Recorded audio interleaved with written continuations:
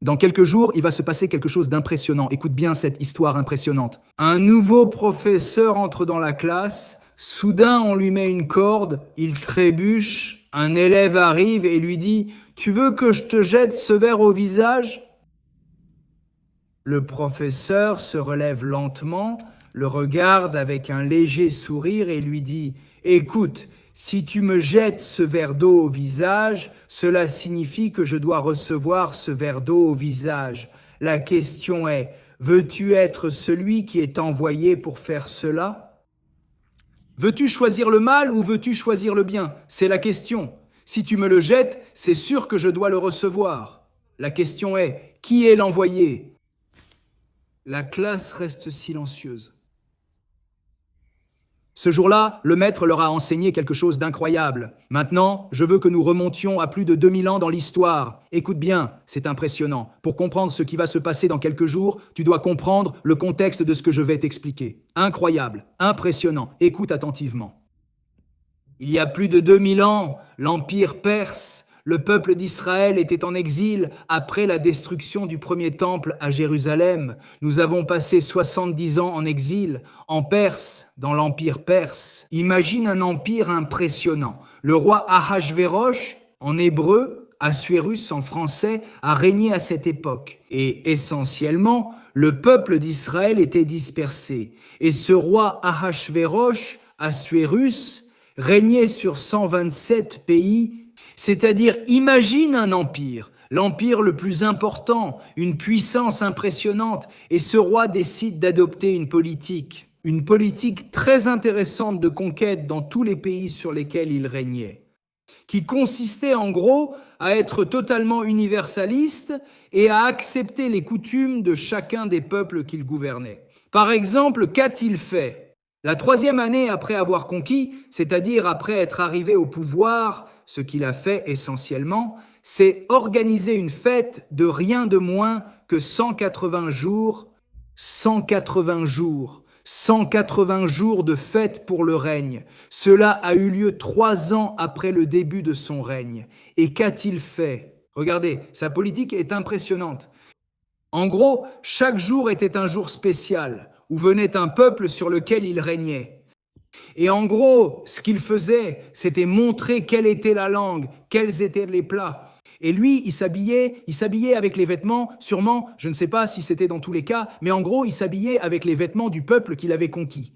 Et de cette façon, il les a gagnés à sa cause. Entre guillemets, en gros, il n'a pas eu besoin d'utiliser la force, mais en gros, ce qu'il leur disait, c'était « Vous pouvez parler votre langue, vous pouvez être qui vous êtes, la seule chose que vous devez accepter, c'est le joug de mon règne. » Maintenant, qu'est-il arrivé au peuple d'Israël ? Qu'est-ce qui s'est passé ? Le peuple d'Israël, d'une certaine manière, réfléchissait 70 ans après la destruction du temple. Et nous savons, pour la bénédiction du monde entier, que notre place, évidemment, est en Israël, avec le temple à Jérusalem, que nous sommes une lumière pour les nations. Évidemment, c'est l'idée et l'objectif du peuple d'Israël qui est en Israël pour la bénédiction de tous. Or, la Goyim, soyons une bénédiction et une lumière pour les nations, tel est le grand objectif. Mais que s'est-il passé ? Malheureusement, tout était très confortable. D'une certaine manière, Ahasvérosh, Assuérus, a dit « Vous pouvez parler en hébreu, vous pouvez garder vos coutumes, vous pouvez faire ce que vous voulez, mais fondamentalement, oubliez votre soumission à la vie. » D'une certaine manière, c'était le sous-texte, comme on dit en anglais, le sub, ce qui se cache derrière les lignes. C'est-à-dire, soyez soumis à mon règne. Parlez hébreu, vous pouvez prier, vous pouvez avoir votre synagogue, vous pouvez, mais ne faites pas trop de bruit.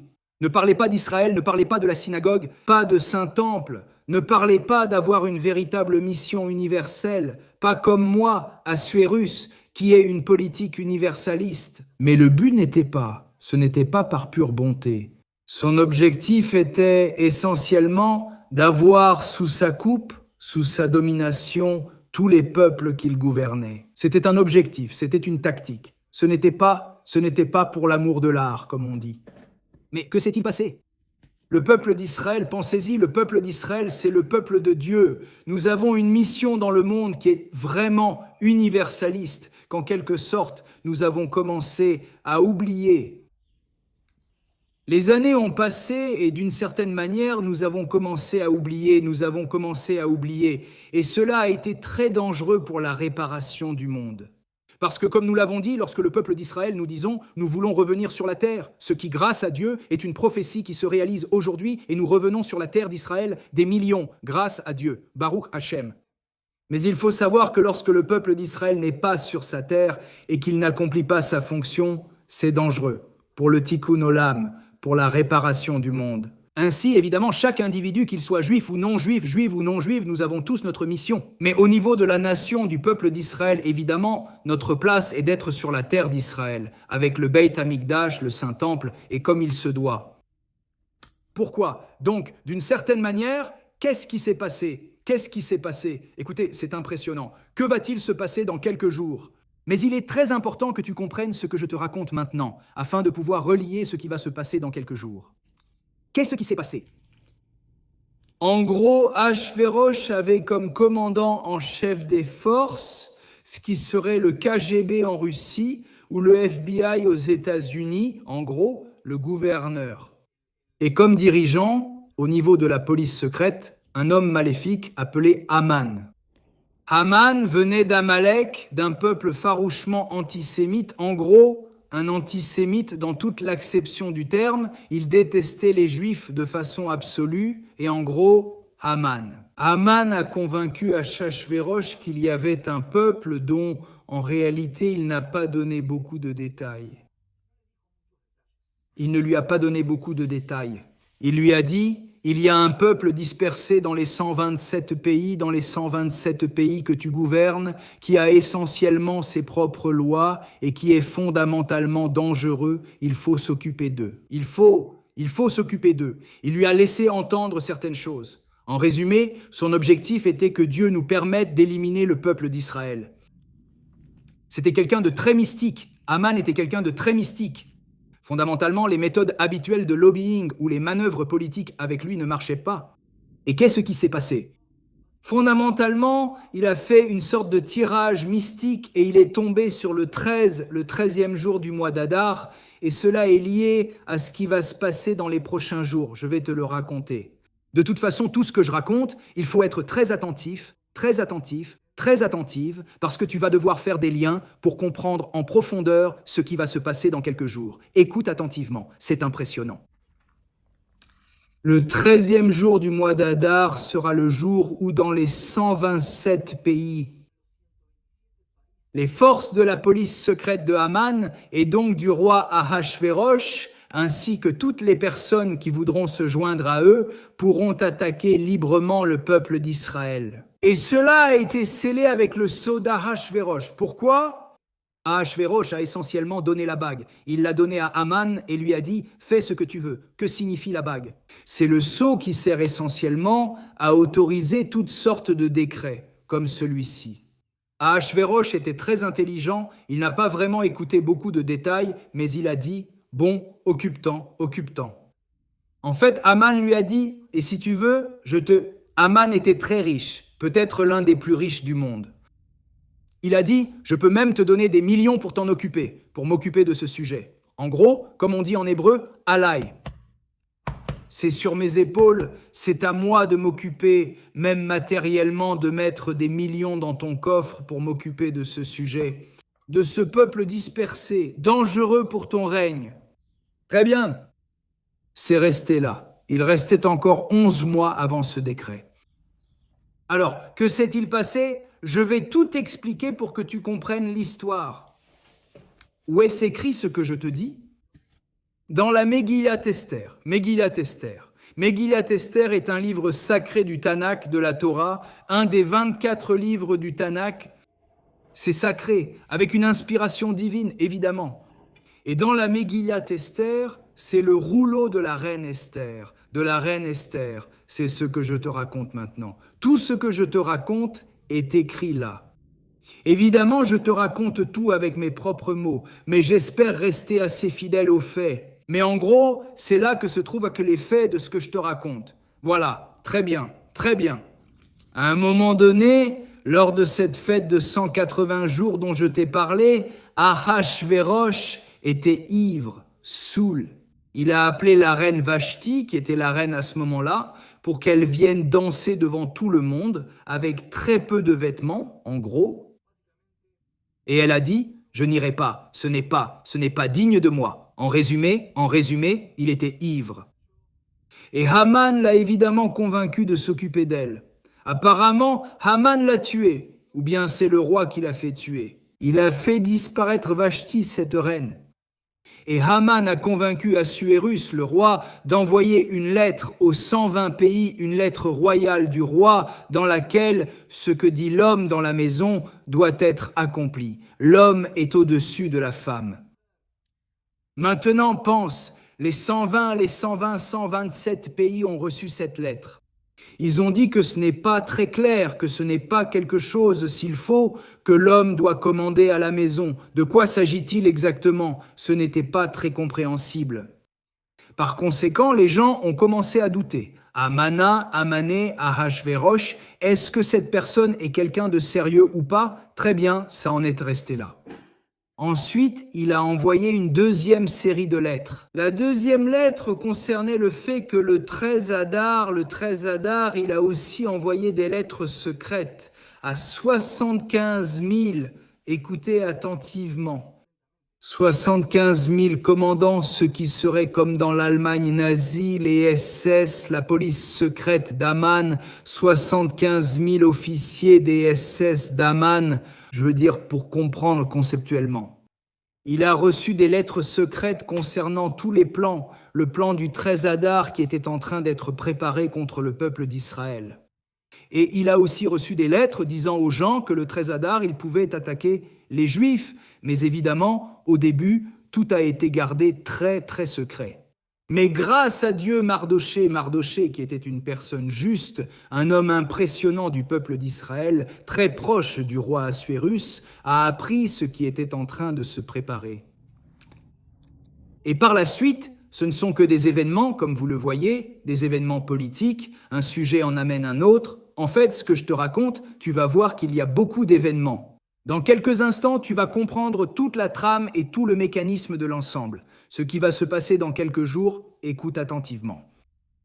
Comme nous l'avons dit, Vashti est écartée de sa place. Apparemment, ils la font disparaître. Et le roi Ahashvérosh veut avoir une nouvelle reine. En résumé, ils amènent beaucoup de femmes de partout, imaginez, 127 pays du royaume, et chacune était comme la Miss Univers de son pays pour devenir la future reine. En résumé, ici je te fais un résumé très bref de tout, ils sortent l'Esther de force, Esther qui était la première, une jeune fille qui était essentiellement la nièce de Mardoché, qu'il a élevée en gros, et ils la sortent de force de sa maison et l'emmènent au palais et en gros, complètement kidnappée. Évidemment, et en résumé, pour te résumer, Ahashvérosh a voulu épouser Esther et donc Esther s'est retrouvée tout à coup reine. Évidemment, à son grand regret, contrairement à beaucoup d'autres filles qui voulaient être reines, évidemment, ce n'était pas, ce qu'elle voulait. Elle voulait avoir une vie de juive, se marier avec quelqu'un que Mordecai, évidemment, qui était comme son père, aurait choisi une personne, bien sûr. Elle a été emmenée de force, conduite devant un roi qui, en résumé, pour te résumer,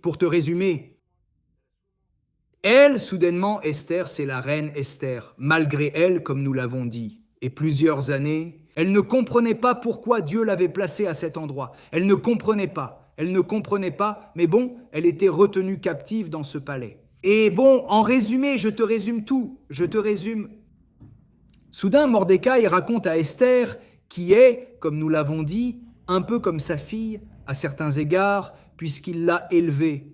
Et il lui dit quels sont les plans, et il lui dit « Et maintenant, je vais relier cela à la première histoire que je t'ai racontée sur le maître, et j'aimerais que tu me dises dans les commentaires ce que tu as compris, quel est le lien. » Il lui a dit ceci, il lui a dit « Esther,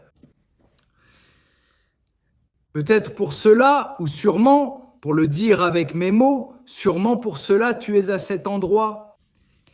Il faut savoir que Dieu va sûrement sauver le peuple d'Israël. La question est, est-ce que tu veux être celle qui le sauvera? Aujourd'hui, tu es dans une position de grand pouvoir. Tu es la reine, tu es la reine, tu es dans une position très élevée, tu es la reine. La question est de savoir si tu veux vraiment risquer ta vie et sauver ton peuple. Cela impliquait vraiment de risquer sa vie. Esther explique que, si je me souviens bien, pendant 1 mois entier, le roi ne l'avait pas appelé. Et d'une certaine manière, se présenter sans avoir été invité, c'est dangereux, c'est un danger de mort. Le roi doit l'appeler, il y a tout un protocole, tout un processus.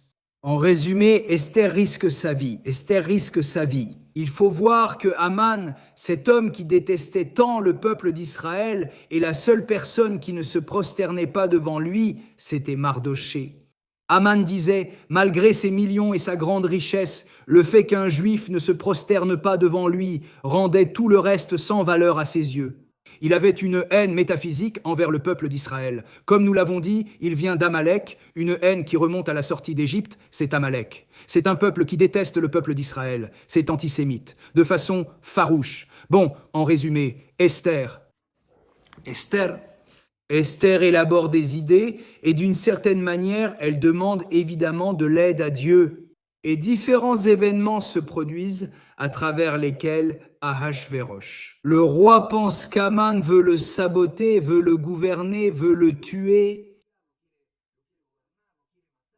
Et il se dit, peut-être qu'Aman est avec Esther la reine. Et Esther dit, je veux préparer un banquet pour que le roi et Aman viennent avec moi. Et Ahashvérosh dit, Aman et moi, quel est le rapport ? Évidemment, Esther, en faisant cela, savait qu'elle risquait sa vie, parce qu'Esther était très intelligente, et Ahashvérosh était aussi très intelligent.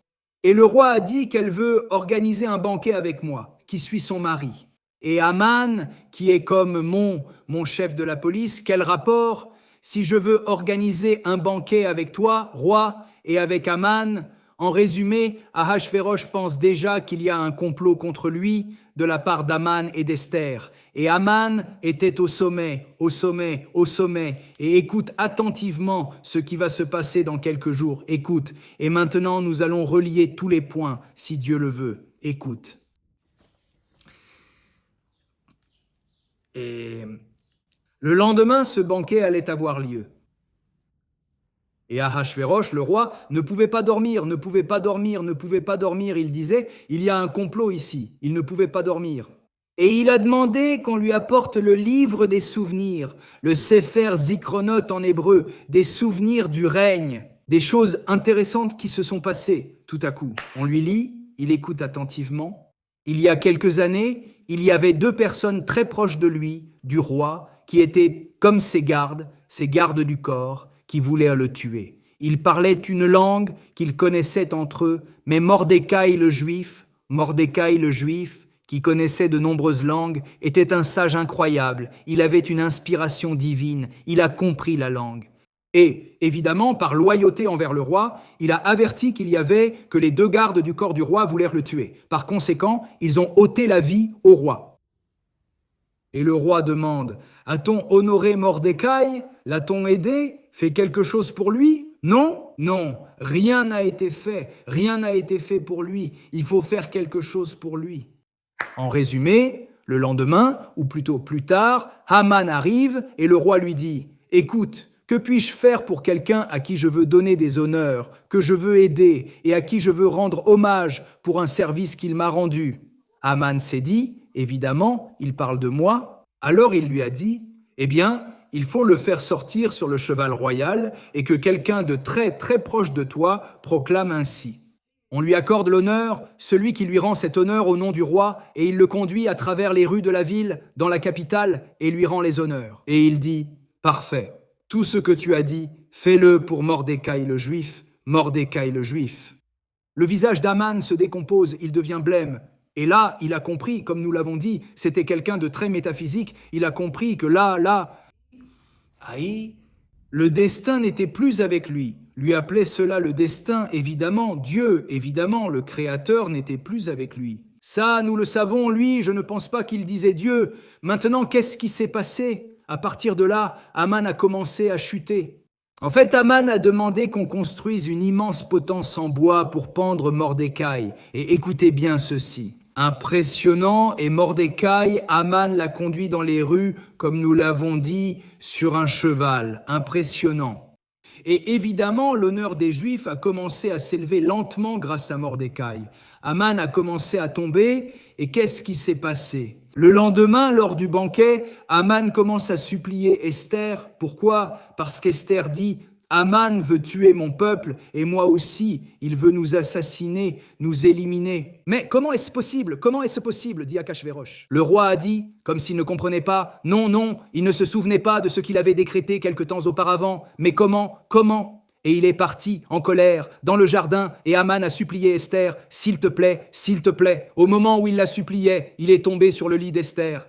Le roi est entré et a dit, ah, tu veux encore faire un affront? Non seulement un complot contre moi, tu veux t'en prendre à la reine, waouh! Et soudain, quelqu'un arrive et dit, regarde! Et aussi, Aman a fabriqué une potence pour Mordecai. Et il décrète aussi la mort, alors que seul le roi peut décréter ce genre de choses. Seul le roi, tu crois que tu es le roi? Qu'on pende Aman. Soudain, sur la potence qu'il avait préparée pour Mordecai, c'est lui qu'on pend. Maintenant, nous allons commencer à relier les éléments de ce qui va arriver dans quelques jours. Il faut savoir que, évidemment, dans chaque livre de la Torah, le nom de Dieu apparaît de nombreuses fois.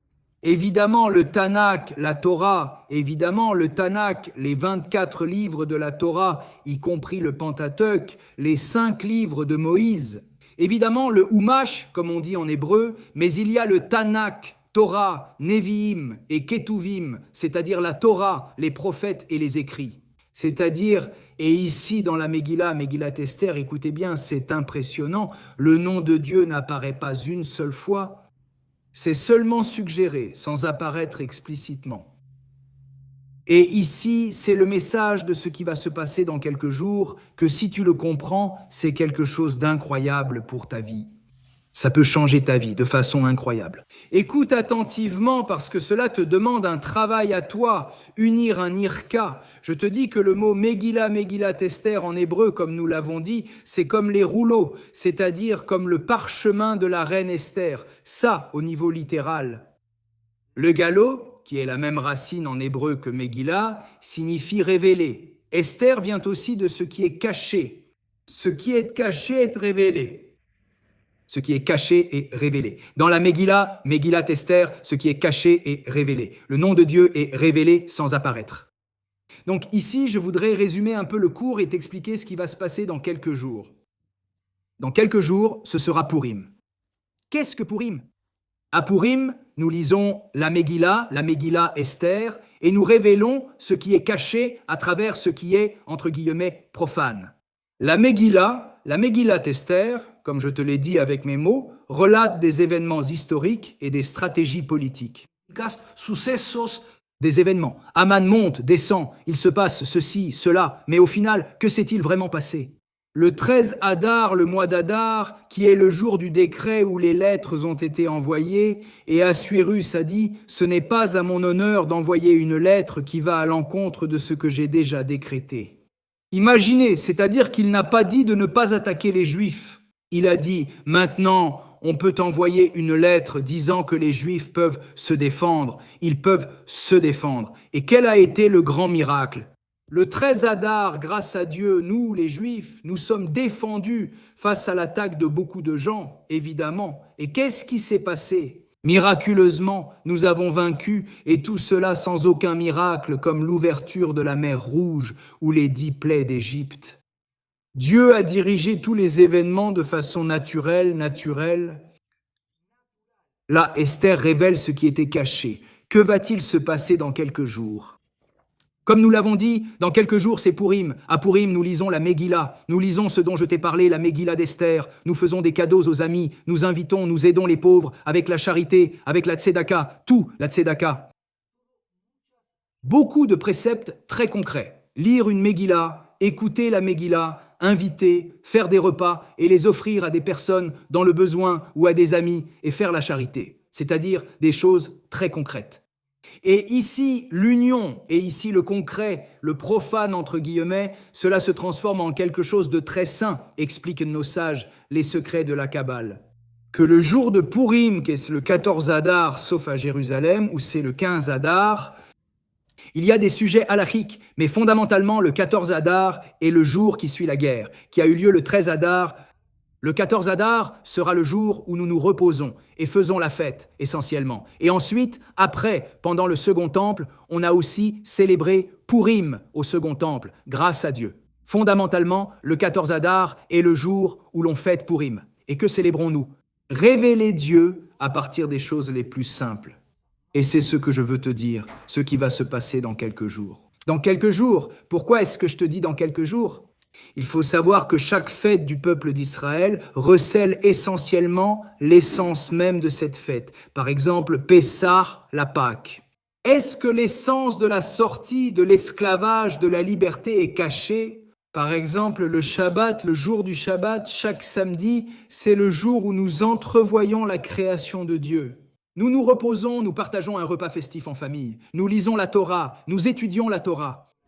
En fait, l'essence du jour où Dieu ne travaille pas, le samedi, c'est l'essence du Shabbat. Je vais te donner des exemples. Pourim, expliquent nos sages, la lumière de Pourim est une lumière au-dessus de beaucoup de fêtes incroyables. Par exemple, regarde le jour du pardon. Le jour du pardon s'appelle Yom HaKippurim. Yom HaKippurim, disent-ils, nos sages expliquent que Pourim, le jour du pardon, s'approche de Pourim dans la force spirituelle qu'il possède. Par conséquent, il faut savoir que Pourim est un jour qui n'est pas une fête où certaines choses sont interdites. Par exemple, allumer le feu ou faire certaines activités qui sont interdites, par exemple pendant le Shabbat ou d'autres fêtes, n'est-ce pas? Pourim, c'est un jour où nous pouvons écouter de la musique. Recevoir des invités, inviter et emmener un ami en voiture, manger et cuisiner. Et, comme nous l'avons dit, lire la Megillah. En gros, c'est un jour, entre guillemets, normal, mais avec une sainteté incroyable. Dans quelques jours, il va descendre. Ce que nous disons en hébreu, c'est-à-dire en espagnol, des spirales dans le temps. Cette connexion, que se passe-t-il à chaque Pourim, chaque 14 Adar, ou à Jérusalem le 15 Adar? Fondamentalement, cela monte dans cette spirale dans le temps. Et c'est ce qui va se passer dans ces quelques jours. Tu vas avoir cette énergie, cette essence. Cette essence, tu vas l'avoir dans quelques jours. Si tu te connectes à cela, fondamentalement, tu te connectes au fait que tu peux comprendre et voir cela dans chaque aspect de ta vie quotidienne. Révéler ce qui est caché dans la routine, révéler Dieu dans ta vie quotidienne, révéler Dieu dans chaque fleur que tu vois dans un parc, révéler Dieu dans chaque conversation que tu as avec ton meilleur ami, ta meilleure amie. Révéler Dieu dans ton travail, dans ton lieu d'études, dans ta famille. Révéler Dieu dans chaque aspect de ta vie, jusqu'au moindre, le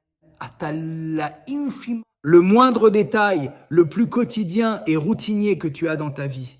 Révéler Dieu à partir de ce qui est caché, c'est-à-dire Megillat Esther, révéler ce qui est caché à partir de ce qui est, entre guillemets, naturel. En fait, il faut savoir que le mot nature en hébreu se dit la nature, c'est hateva, hateva. Il a la même valeur numérique que le mot Elohim, qui est l'un des deux noms de Dieu. Par conséquent, il faut savoir que Dieu se révèle de façon cachée dans la nature que nous voyons dans notre vie quotidienne. Il se révèle, mais c'est à nous de le révéler. Tout comme Pourim, et c'est ce qui va se passer dans quelques jours. Comment révéler Dieu à partir de ce qui est naturel, comme nous l'avons dit, des événements et des faits naturels, mais où Dieu est caché dans les détails. En apportant la rédemption au peuple d'Israël, c'est impressionnant. Aujourd'hui, nous voyons la rédemption du peuple israélien et revenons sur la terre d'Israël. Les prophéties, par exemple, le prophète Amos, par exemple, plusieurs prophètes qui disent que Dieu ramènera le peuple d'Israël sur sa terre. Et nous buvons le vin et la terre donnera des fruits. Tout cela est écrit dans les prophéties. Et aujourd'hui, cela se réalise. C'est impressionnant. La mer Rouge ne s'est pas ouverte de manière naturelle. Il y a des avions et il y a des gens qui viennent en Israël et qui travaillent, et la haute technologie et les startups, tout cela, ce sont des choses, entre guillemets, naturelles. Et Dieu se cache et se révèle à travers ce qui est naturel, mais comment le révéler? C'est nous qui le révélons, donc voilà. J'aimerais beaucoup que tu m'écrives dans les commentaires qu'est-ce que tu as compris. Et si tu aimes ces vidéos, je veux t'inviter à faire partie de ma communauté Israel High. Ce que nous faisons, c'est révéler Dieu à travers le quotidien, l'être, le bien. Que faisons-nous dans Israël High? Notre organisation, notre communauté. Nous organisons des événements pour les familles de soldats, nous faisons des rencontres où nous proposons aussi des cours en ligne pour les membres de la communauté. Et vous pouvez m'écrire sur un numéro WhatsApp et je peux répondre aux questions. C'est-à-dire, vous avez un lien avec moi, un lien avec Israël. Si l'idée te plaît, je t'invite avec beaucoup de joie à écrire ici le mot communauté. Il y a aussi un lien ici dans les commentaires, et si tu veux, on se retrouve dans les commentaires. Et tu me dis ce que tu en penses, succès et bénédictions, Purim Saméa.